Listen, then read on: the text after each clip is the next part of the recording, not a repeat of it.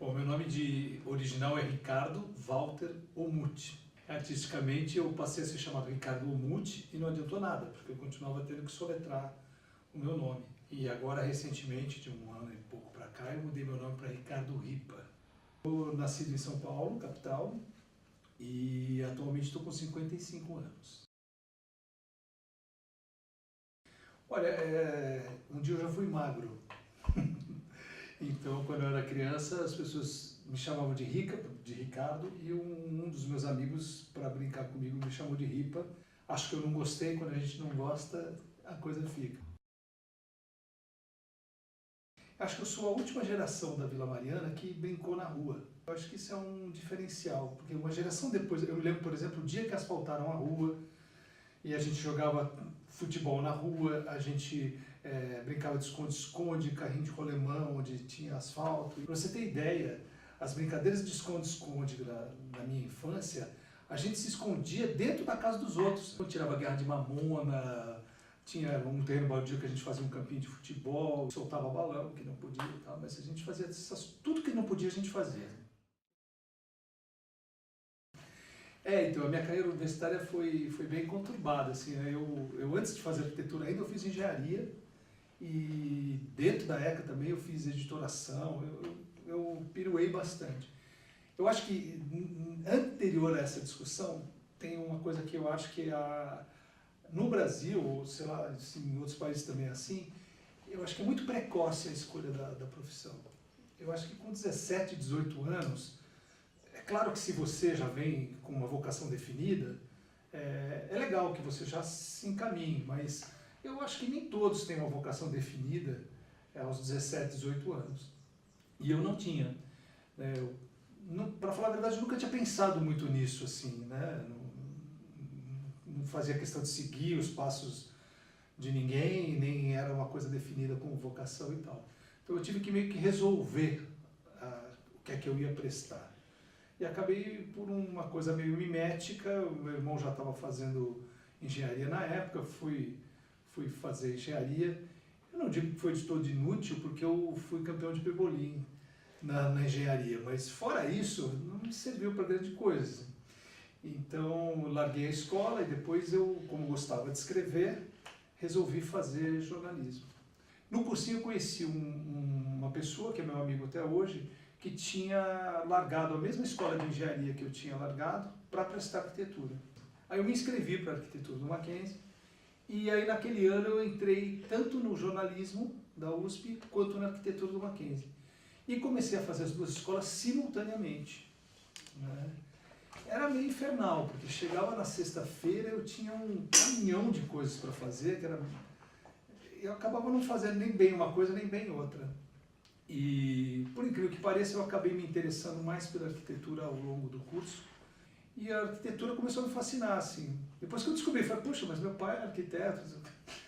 Sem querer, eu acabei também seguindo alguns passos que já estavam ali um pouco dentro de casa e tal. E a ECA, na parte da EAD, né, que seria a parte de interpretação, veio depois. Antes de ser aluno da EAD, eu fui aluno da ECA no jornalismo. E essa sim já foi uma vontade minha anterior, que eu gosto muito de escrever e hoje eu tenho algumas peças escritas, algumas já encenadas. E uma das críticas que eu faço até a ECA, que um dos anos que eu menos escrevi na minha vida foi o período que eu fiz ECA.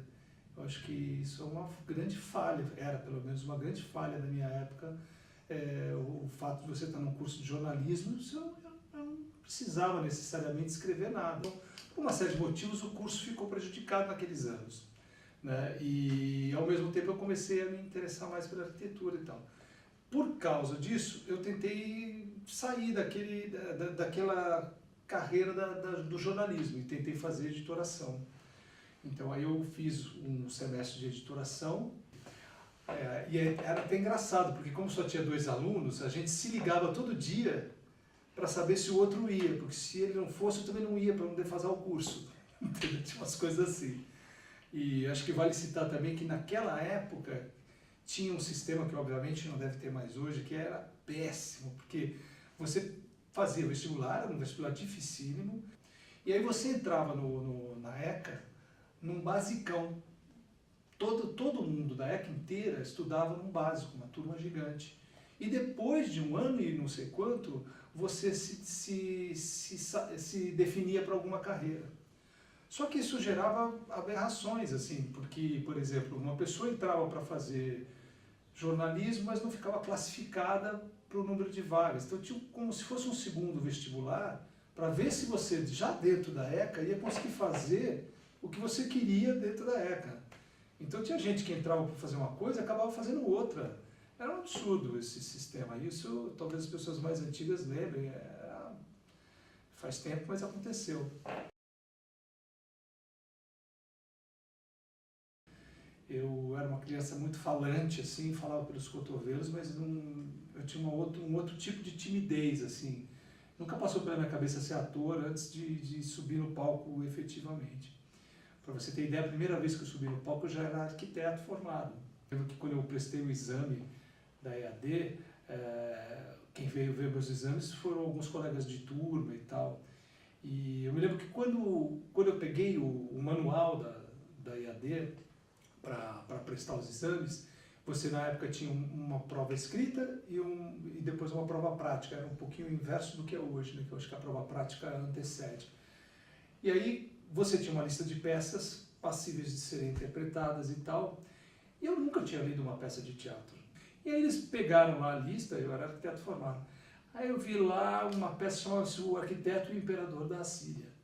Aí eu falei assim, pô, tá resolvido, vamos fazer o arquiteto, né? Depois eu me redimi, porque depois de tudo isso eu entrei na EAD. Então eu considero o meu curso da EAD como a minha fase real dentro da USP, entendeu? Porque eu não tinha a menor dúvida que era aquilo que eu queria fazer, que era com aquelas pessoas que eu queria conviver, a admiração que eu tinha pelos professores, pelo cotidiano que a gente tinha e tal. E a EAD, por ser inclusive uma escola de nível técnico, ela tem um grau de frequência maior do que o universitário. Então você não pode nem sequer faltar, e também nem tem essa de faltar com teatro, com tudo. Se você faltar, não tem ensaio, que não tem jeito de você faltar, né? Então era um convívio bem intenso, são os meus amigos até hoje e tal. Então o cotidiano que eu tenho com a USP, com a ECA, basicamente o que eu tenho como as melhores lembranças são as minhas lembranças da minha época de ECA/EAD, né? Inclusive aos sábados e tudo, e fora daqui, quer dizer, a gente às vezes ia fazer teatro onde a Rua Cojuba, né, que era o antigo TUSP, era lá. Hoje está mais na Maria Antônia e tal, mas então a gente fazia várias apresentações lá. Acho que a EAD tinha também uma parte de integração com outras escolas da ECA, porque o pessoal que estava cursando direção usava os atores da EAD para fazerem seus espetáculos. O pessoal que estava fazendo rádio e TV usava os atores da EAD para fazer programas na Rádio USP. E assim por diante. Então, hoje, os meus colegas daquela época são grandes diretores que estão aí no mercado, né? Então, a gente fazia teatro com a Cibele Forjás, com o Gabriel Vilela, com o William Pereira, que eram nossos colegas de ECA e de época, né? Então, fizemos excelentes espetáculos aqui também, né? Olha, coisas memoráveis. A gente fez um festival Martins Pena, eu fiz Chekhov, Shakespeare, Nelson Rodrigues, todas as experiências feitas aqui, proporcionadas pela ECA e com algumas pessoas convidadas de fora. E, fundamentalmente, sempre dentro de cada um desses projetos, tinha um diretor convidado, né? Ou um profissional também convidado a dar aulas naquele semestre. Então eu pude trabalhar, sendo aluno da ECA, com diretores de grande renome, como o Celso Flateschi, que também era professor aqui, com o Roberto Lage e outras pessoas que deram aulas aqui. Eu tive aula de mímica com o Paulinho Yutaka, que já é falecido. Tive grandes professores aqui, grandes. E que alguns já se foram e eu tenho muitas saudades da minha época de ECA, assim. Acho que o meu amadurecimento mesmo como ator e tal foi um pouquinho posterior à EAD. Mas eu acho inegável que a EAD te dá bases para isso, né? É uma escola que não é à toa que é considerada a melhor escola de teatro aqui do nosso estado, porque te obriga a vivenciar coisas, entendeu? E você convive com profissionais que são referência também no mercado.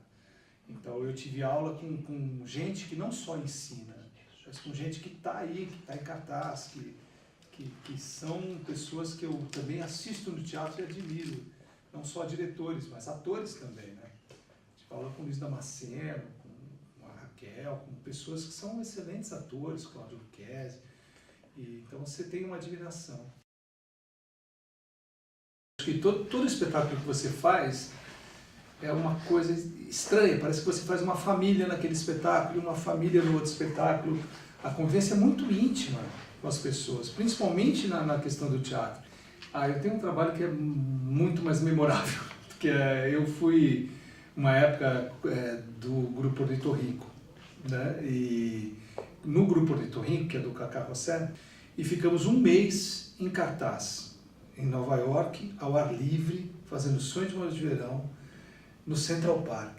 Isso foi uma coisa, assim, porque era um teatro ao ar livre para 2.000 pessoas. O Sonho de uma Noite de Verão começa, de fato, a peça com a entrada das fadas, né, e dos elfos, né? E quando as fadas e os elfos entravam lá, a gente estava ao ar livre no Central Park e estava anoitecendo, era a hora das fadas. E a gente estreou ainda por cima com lua cheia. Então era uma coisa absolutamente mágica, assim, né? Para você ter ideia, tinha 6 horas de espera por um ingresso, os ingressos eram gratuitos. A gente era tão caipira que a gente fotografava a fila no Central Park, as pessoas querendo ingresso. A gente era reconhecido na rua, assim, sabe? Se você ir para Nova York ser reconhecido na rua, era uma coisa... Eu tenho capa da Playbill, a gente era a capa da Playbill, a gente tinha... Era o assunto mais comentado de Nova York, assim, e tal. Teve lá uma polêmica, porque as fadas entravam nuas e tal, e era uma peça livre para todos ali no Central Park. Tentaram interditar a peça, né, por causa do nu no Central Park. Isso virou uma grande polêmica lá. Então virou o assunto mais comentado. Eu tenho página da revista People, assim, com das 10 coisas mais comentadas, assim, tal, e a gente em primeiro lugar. Assim. Você chegava em casa depois do ensaio, ligava a televisão, aparecia a gente na televisão. Era muito louco.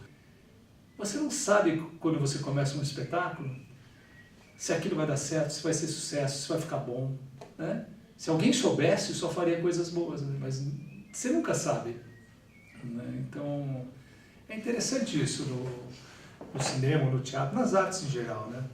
Acho que no fundo você tem que fazer as coisas para você mesmo. Entendeu? Se você quiser fazer para agradar o público, seja quem for, não pode dar certo, mas pode dar muito errado também. O que eu queria mesmo, às vezes, é você conseguir desenvolver melhor as coisas em cada área. Eu acho que eu já estou em áreas suficientes, acho que talvez até devesse estar em menos, assim, não sei se fica essa coisa muito de equilibrista, assim. Mas acho que todo mundo, né, tem essa vontade. Às vezes você escreve, você queria poder escrever melhor, ou poder ter suas peças encenadas, poder ter mais leitores para os seus textos, ou você, como ator, você, puxa vida, tem tantos personagens que eu gostaria de fazer, eu tenho tantos projetos na gaveta que não conseguem ser viabilizados, entendeu? E, então, mesmo como arquiteto, assim, eu não trabalho muito mais como arquiteto, mas adoro arquitetura, e mesmo para fazer cursos, eu gostaria de me aprimorar melhor em cada área. Às vezes a vida não deixa, porque você tem outras obrigações, você tem questões financeiras, etc. E tal. Então eu sinto falta disso, quer dizer, que poder viabilizar melhor as coisas, né? Mas não de estar em mais áreas, já está de bom tamanho. Bom, eu queria primeiro agradecer o convite de vocês, achei muito legal, vi que vocês também passaram por aqui, outras pessoas, algumas até estavam comentando que eu conheço, convivi aqui e tal. Quando eu vim chegando hoje, você percebe isso, né? É uma coisa nostálgica, assim, você entrar de novo na escola. Fazia tempo que eu não vinha à escola. E aí você percebe mesmo isso, quer dizer, sei se a gente tem consciência disso quando está estudando, mas é a melhor época da sua vida. Você sabe disso, né? Quando você está estudando, você vai ter saudade dessa época a vida inteira. E queria agradecer muito o convite, para mim foi uma delícia fazer, e falando também a gente relembra isso e tal. E claro, vou assistir o programa também, porque já vi que tem bastante coisa, né? Achei bem interessante todo o formato. Tá bom, obrigada. Tá bom, Obrigada.